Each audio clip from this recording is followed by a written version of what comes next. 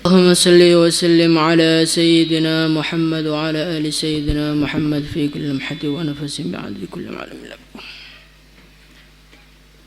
Surat Muhammad Juz 26.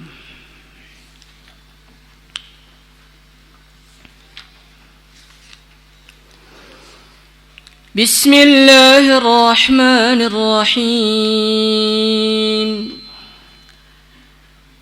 الذين كفروا وصدوا عن سبيل الله أضل أعمالهم والذين آمنوا وعملوا الصالحات وآمنوا بما نزل على محمد وهو الحق من ربهم كفر عنهم سيئاتهم وأصلح بالهم ذلك بأن الذين كفروا اتبعوا الباطل وأن الذين آمنوا اتبعوا الحق من ربهم كذلك يضرب الله للناس أمثالهم فإذا لقيتم الذين كفروا فضرب الرقاب حتى إذا أثخنتموهم فشدوا الوثاق فإما منا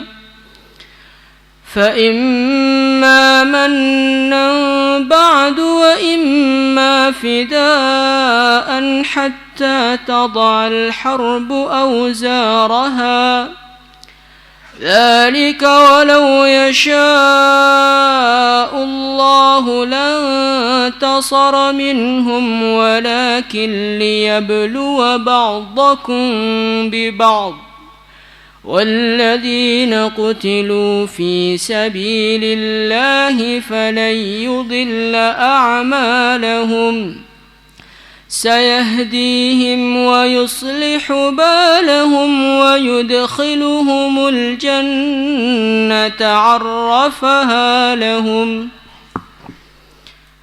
Alladzina orang-orang kafaru yang mereka kufur, wasaddu dan mereka menghalang-halangi an sabilillahi dari jalan Allah. Adalla maka Allah subhanahu wa ta'ala menghapus a'malahum segala amal-amal mereka. Walladzina dan orang-orang amanu yang mereka beriman. Wa amilus salihati dan mereka beramal saleh. Wa amanu dan mereka beriman bima dengan apa nuzila yang telah diturunkan ala Muhammadin atas baginda Nabi Muhammad sallallahu alaihi wasallam. Wa huwa dan adalah yang diturunkan kepada Nabi al-haqqu adalah suatu kebenaran mir rabbihim dari Tuhan mereka.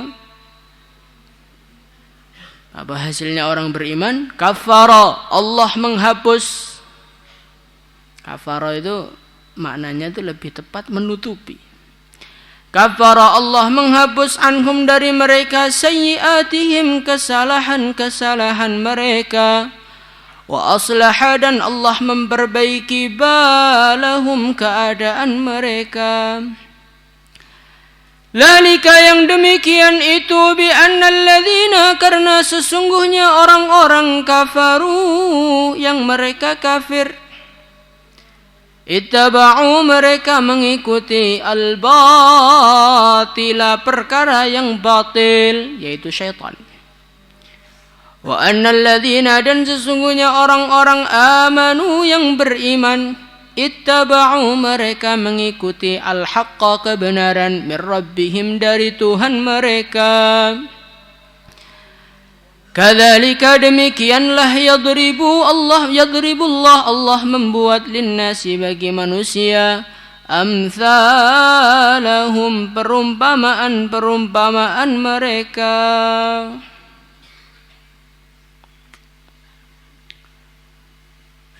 Fa'idha lakitum maka apabila kalian bertemu alladzina orang-orang kafaru yang kafir, bertemu di medan perang.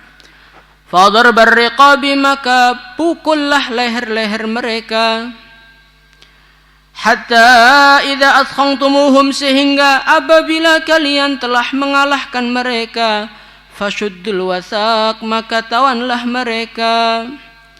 Fa imma manna maka kamu boleh membebaskan mereka ba'du setelah itu, wa imma fidaan atau menerima tebusan. Hatta tada'a sehingga telah meletakkan al-harbu pasukan perang auzarha senjata mereka. Dzalika yang demikian itu, walau yasha'ullah sekiranya Allah Subhanahu wa taala berkehendak, lang tasara sungguh dia akan membinasakan minhum mereka.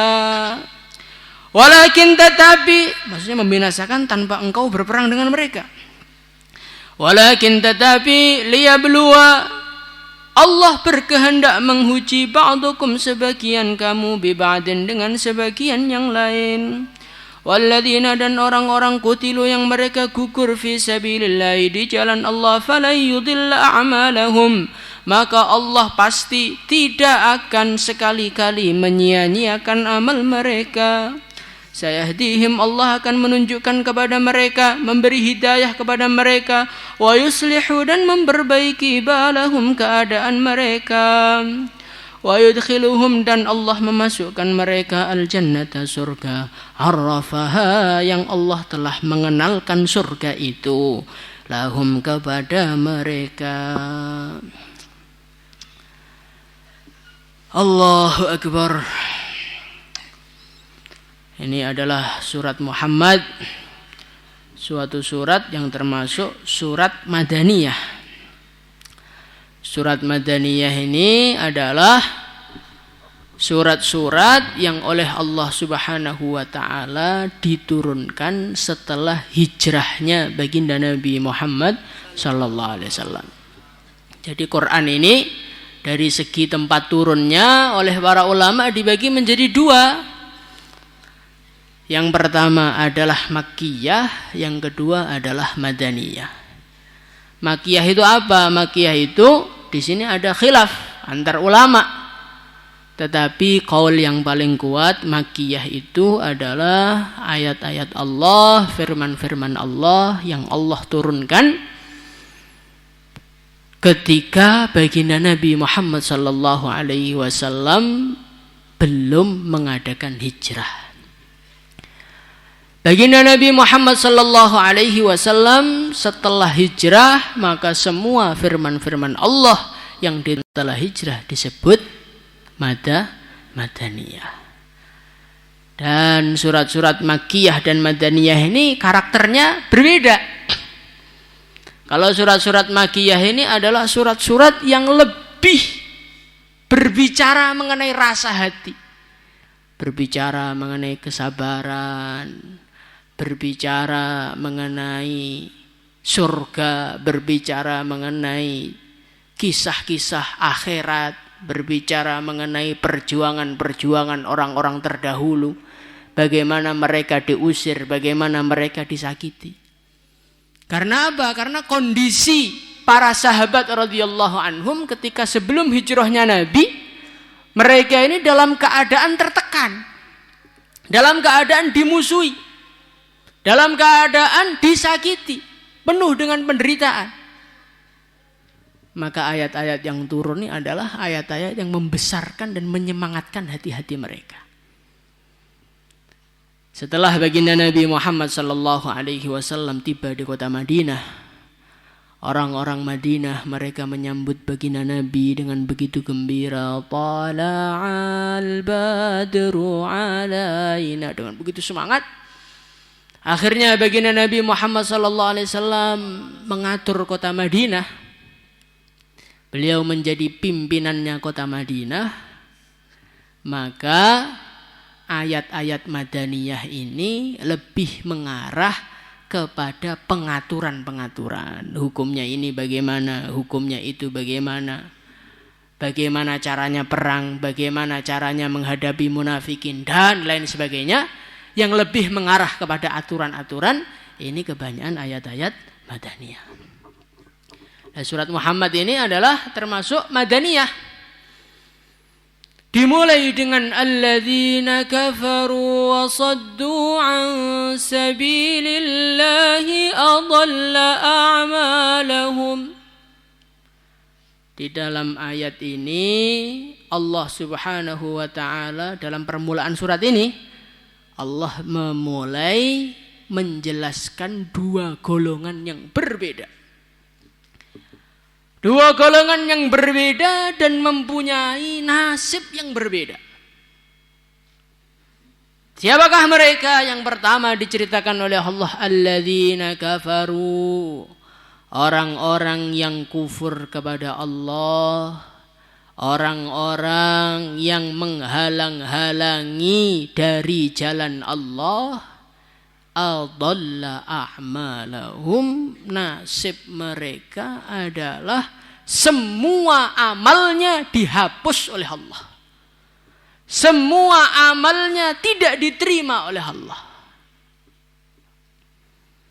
Walladzina amanu wa 'amilus salihati wa amanu bima nuzzila ala Muhammadin wa huwal haqqu min rabbihim kaffara 'anhum sayyi'atihim wa aslaha balahum. Berbeda 100% dengan keadaannya orang yang beriman. Bagaimanakah keadaannya orang beriman? Walladzina amanu wa 'amilus shalihat. Orang-orang yang beriman dan mereka beramal saleh dan beriman kepada Al-Qur'an, kaffara 'anhum sayyi'atihim. Allah menutupi keburukan-keburukan mereka. Allah menghapus keburukan-keburukan mereka, wa aslaha balahum, dan Allah memperbaiki kehidupan mereka, memperbaiki keadaan mereka. Ini ayat ini masih ada hubungannya dengan akhirnya surat Al-Ahqaf. Di dalam surat Al-Ahqaf Allah berfirman, fahal yuhlaku illal qaumul fasiqun. Tidaklah dihancurkan kecuali orang-orang yang fasik. Nah, termasuk orang fasik ya orang kafir itu. Maka timbul suatu pertanyaan. Orang-orang kafir itu kan kondisinya berbeda-beda. Ada orang-orang kafir yang jahatnya setengah mati, memusuhi orang Islam, menghancurkan orang Islam, menzalimi orang Islam, menindas orang Islam, dan keburukan yang gak karu-karuan. Kalau orang kafir yang seperti itu setujulah dihancurkan. Tetapi saya ini punya kenalan-kenalan, kata dia yang tanya tadi, yang mana orang kafirnya itu baik banget loh Pak. Dia nyumbang ketika Idul Adha, nyumbang sapi. Orang-orang fakir miskin dibangunkan rumah semua sama dia. Jembatan-jembatan yang putus disambung sama dia. Kan sekarang kan banyak orang-orang kafir yang beramal kebaikan. Bagaimanakah nasib mereka? Apakah mereka dihancurkan juga oleh Allah? Apakah mereka ini masuk neraka selama-lamanya juga? Kemana kebaikan yang mereka buat? Apakah tidak ada nilainya sama sekali? Maka pertanyaan-pertanyaan itu dijawab oleh Allah. Alladzina kafaru wa saddu an sabilillahi adalla a'malahum.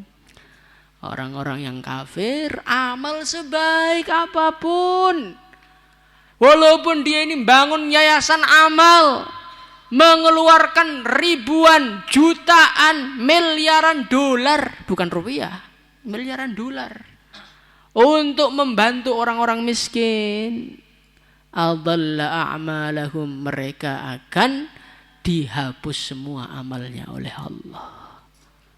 Tidak dianggap oleh Allah sebagai satu kebaikan. Mereka tidak akan pernah menemukan hasil dari kebaikan-kebaikan mereka selama mereka di dunia.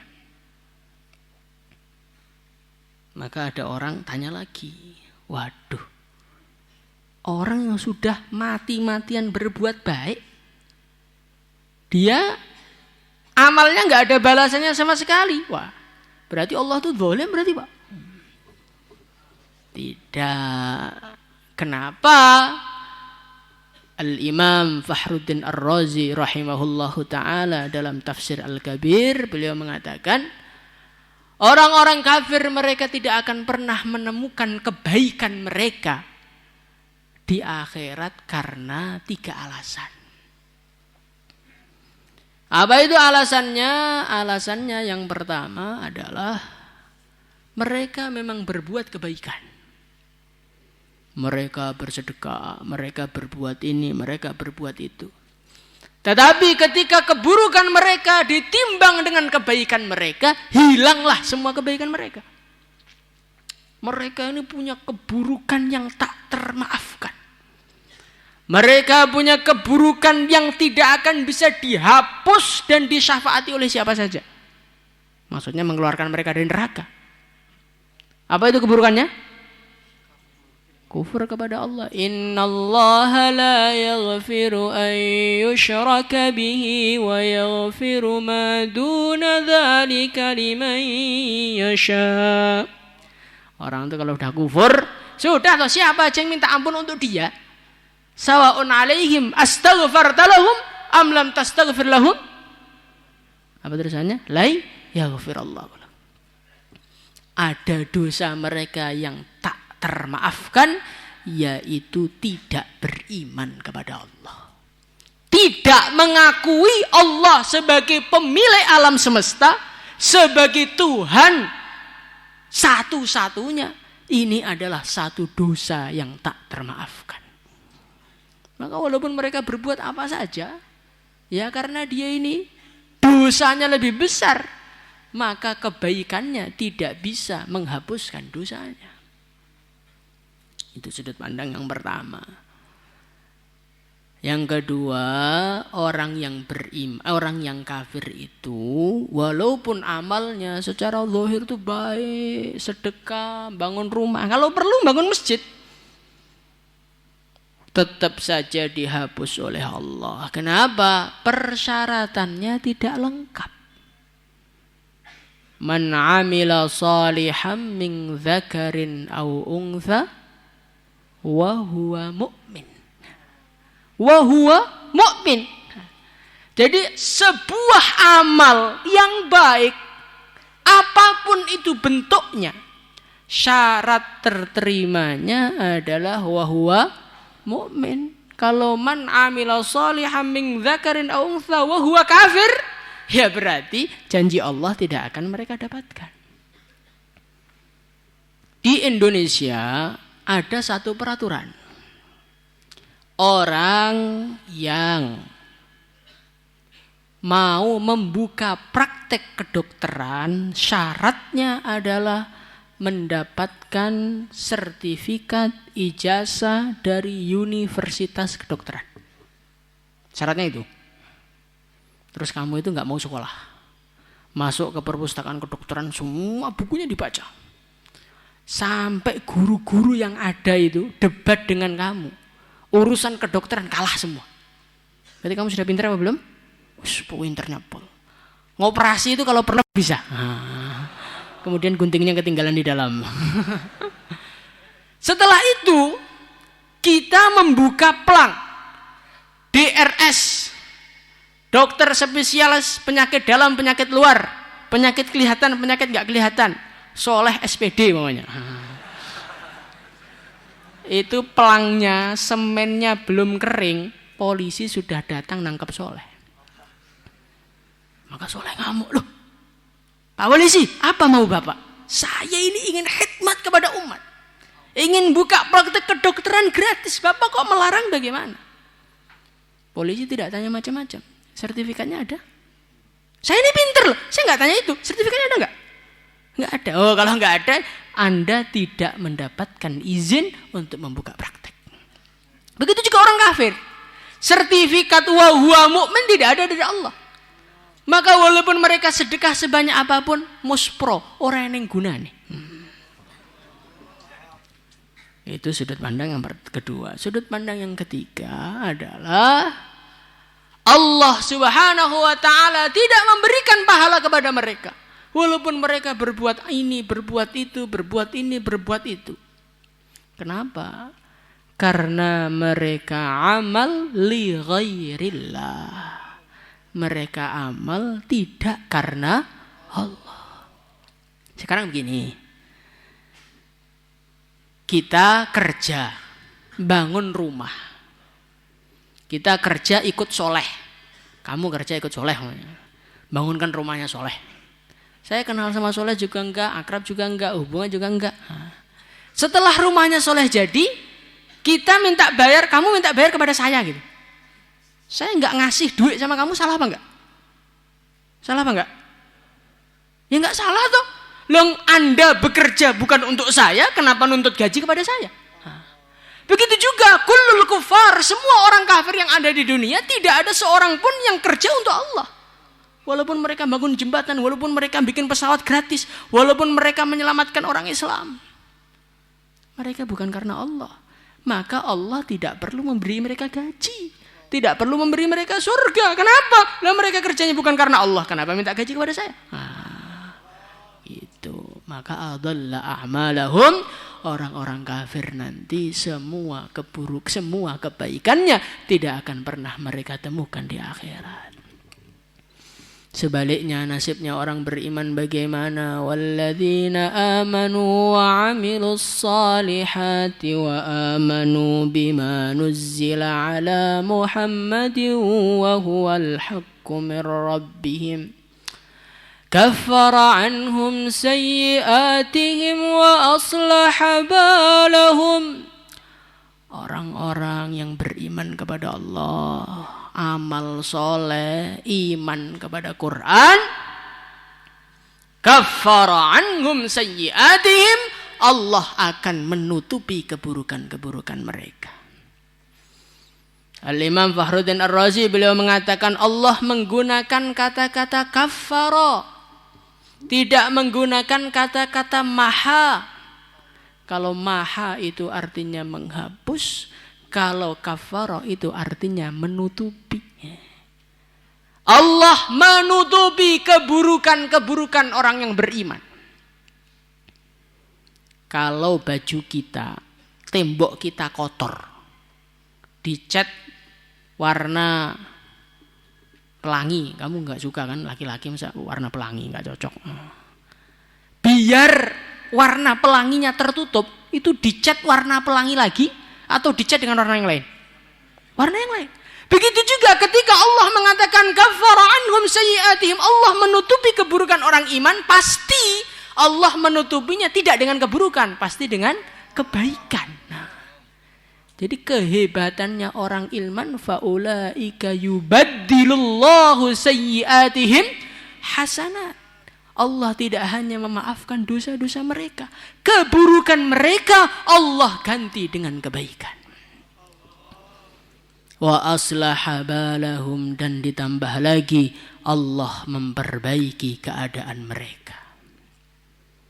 Inilah keuntungannya jadi orang yang beriman.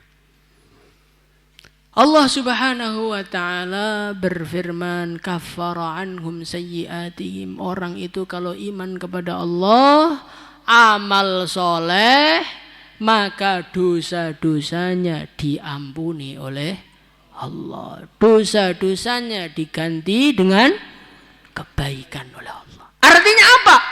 Ini penting. Artinya orang-orang yang ahli surga, orang-orang yang diperbaiki kehidupannya, itu bukanlah orang-orang yang gak ada dosanya. Tidak. Orang-orang itu selain para nabi, selain para rasul, itu mesti punya kesalahan. Tetapi Allah tidak memandang kesalahan mereka. Allah memandang iman mereka. Allah memandang amal soleh mereka. Sehingga dengan fadilah iman dan amalnya, keburukan-keburukannya diganti dengan kebaikan. Maka kita lihat, wasari'u ila maghfiratin min rabbikum wa jannatin 'arduha as-samawati wal ardu 'iddat lil muttaqin. Surga itu dijanjikan untuk orang takwa. Orang takwa itu siapa?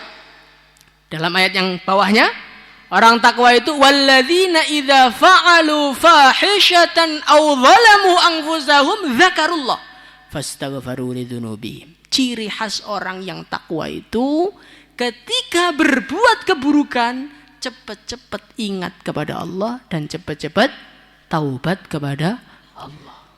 Artinya bagaimana? Artinya jangan kita ini gara-gara seorang yang beriman salah sekali, salah 2 kali, salah 3 kali, langsung kita anggap dia adalah orang sesat yang gak mungkin dimaafkan oleh Allah. Jangan.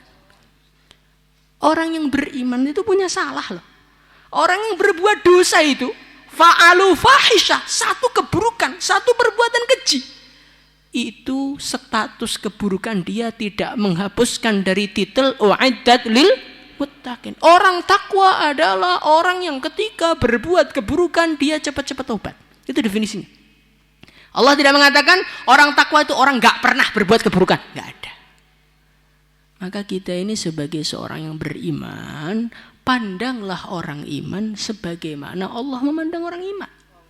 Orang yang beriman ketika dia berbuat keburukan, cepat-cepat taubat kepada Allah, cepat-cepat minta maaf loh sama Allah, masih disetempel sebagai orang takwa. Kenapa? Gara-gara teman kita ngeluyur sekali, kita sudah anggap dia ahli neraka. Kenapa ketika dia nisab dakwahnya mundur sedikit, kita langsung keluarkan dari ahli dakwah? Anda ini ikut Allah dan Rasulnya atau ikut siapa? Apakah kita ini adalah hakim yang memutuskan dan menilai seseorang? Sehingga setiap orang kita nilai orang buruk, orang jahat, orang buruk, orang jahat. Stempelnya nyuri di akhirat ya.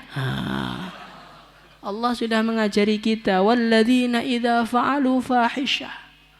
Fahisyah itu kalau di dalam tafsir-tafsir itu dikatakan keburukan-keburukan yang arahnya itu keburukan-keburukan yang keji. Bangsanya zina dan teman-temannya itu. Itu fahisyah itu artinya seperti itu. Kalau mungkar itu keburukan umum. Itu saja ketika dia bertobat kepada Allah, status kemuttakinannya tidak dihilangkan oleh Allah. Maka Allah ketika bercerita mengenai orang iman, kaffara anhum sayyi'atihim. Menunjukkan apa? Menunjukkan di dalam diri orang iman itu sebagian ada yang buruk juga. Itu pun masih dimaafkan dan diganti kebaikan oleh Allah. Maka seorang ulama beliau mengatakan, kenapa orang yang beriman kepada Allah, walaupun berbuat jahat, walaupun berbuat kenakalan, walaupun berbuat kerusakan, kok masih dimaafkan oleh Allah itu kenapa? Karena orang yang beriman itu amanu, hatinya tawajuhnya kepada Allah. Amanu, iman kepada Allah, yakin kepada Allah. Konsentrasinya itu kepada Allah. Konsentrasinya itu amilus sholihah, sibuk perbaikan amal, sibuk perbaikan amal. Adapun keburukan-keburukan yang dia buat itu sifatnya adalah keterplesetan.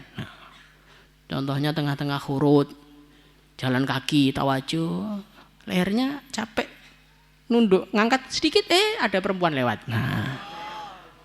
Terus dia agak lupa diri kan, sudah lama khurut, akhirnya diliatin terus. Jadi keburukan orang-orang yang beriman itu bukanlah kejahatan yang disiapkan, diniati, nawa itu mau maling, enggak.